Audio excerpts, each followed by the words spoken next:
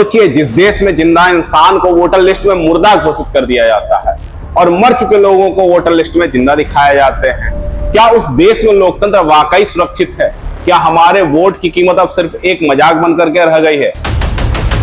नमस्कार दोस्तों, आज हम बात करने जा रहे हैं भारत के सबसे बड़े लोकतांत्रिक घोटाले की, वोट चोरी। कांग्रेस हो, बीजेपी हो, समाजवादी हो या कोई भी पार्टी, सवाल सभी से बड़ा है, क्या हमारे वोट सुरक्षित हैं? क्योंकि अगर वोट ही चोरी हो जाए तो चुनाव का मतलब क्या रह जाता है। 7 अगस्त 2025 को राहुल गांधी ने पहली बार वोट चोरी पर एक प्रेस कॉन्फ्रेंस की। उन्होंने सिर्फ एक विधानसभा सेगमेंट महादेवपुरा बेंगलुरु सेंट्रल का उदाहरण दिया, जहां 6.5 लाख वोटर्स थे और चोरी हुई 1,25,000 वोट्स की।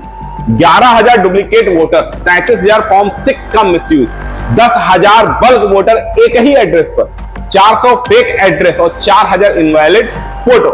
यह कोई पूरा देश नहीं, यह सिर्फ एक विधानसभा सेगमेंट का डाटा था और इसी गड़बड़ी की वजह से पूरा लोकसभा रिजल्ट पलट गया, ऐसा वो कह रहे हैं।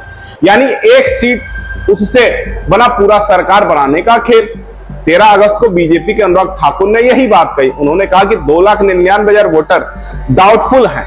अब यह सवाल यह है कि कांग्रेस कहे तो एफिडेविट दो और बीजेपी कहे तो वाह। लोकतंत्र में डबल स्टैंडर्ड क्यों? 17 अगस्त को आया चुनाव आयोग का जवाब। लोगों ने सोचा कि अब पारदर्शिता दिखेगी, लेकिन मुख्य चुनाव आयुक्त ज्ञानेश कुमार बोले, हम सीसीटीवी फुटेज नहीं दिखा सकते हैं, इसमें माताएं बहनें दिखती हैं, क्योंकि कांग्रेस द्वारा यह मांगा गया था कि जो सीसीटीवी फुटेज है वो दिखाया जाए। दोस्तों, ये बात कोई बाथरूम या बेडरूम की नहीं है कि हम फुटेज नहीं दिखा सकते हैं। ये पोलिंग बूथ है जहां लोग लाइन में लग करके वोट डालते हैं। सवाल यह है, अगर फुटेज ही ना दिखा सके तो कैमरा लगाया क्यों? राहुल गांधी कहते हैं कि चुनाव आयोग सबूत अपनी जेब में दबाकर बैठे हैं।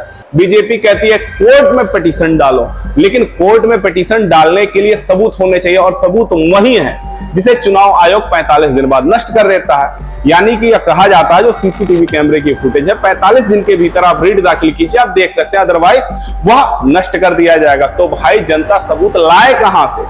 बिहार में मृत लोग वोटर लिस्ट में जिंदा है और जिंदा लोग डिलीट कर दिए गए हैं। योगेंद्र यादव है, वह सोशल एक्टिविस्ट हैं। तो ऐसे लोगों को सुप्रीम कोर्ट तक लेकर के आए जिन्हें लिस्ट में मुर्दा लिखा गया था। रिपोर्ट्स कॉन्क्लेटिव की रिपोर्ट है कि एक ही घर में 509 वोटर रजिस्टर्ड कर दिए गए, लेकिन मजाक क्या है कि वो घर मौजूद ही नहीं है। यानी लोकतंत्र का मजाक सिस्टम के हाथों से चल रहा है। लोकतंत्र की नींव है एक इंसान एक वोट, लेकिन जब वोट चोरी होने लगे तो सवाल सिर्फ राहुल गांधी या मोदी पर नहीं, सवाल हम सबके भारत पर। क्या हम चुप रह करके देखेंगे या फिर सवाल पूछेंगे? वोट चोरी का असली गुनाहगार कौन है, सरकार या विपक्ष या पूरा सिस्टम? दोस्तों, वोट हमारी ताकत है, अगर यही छीन गया तो लोकतंत्र सिर्फ किताबों में रह जाएगा। आपका क्या मानना है? क्या चुनाव आयोग जनता से सबूत छिपा रहा है? कमेंट करके बताइएगा जरूर। जय हिंद।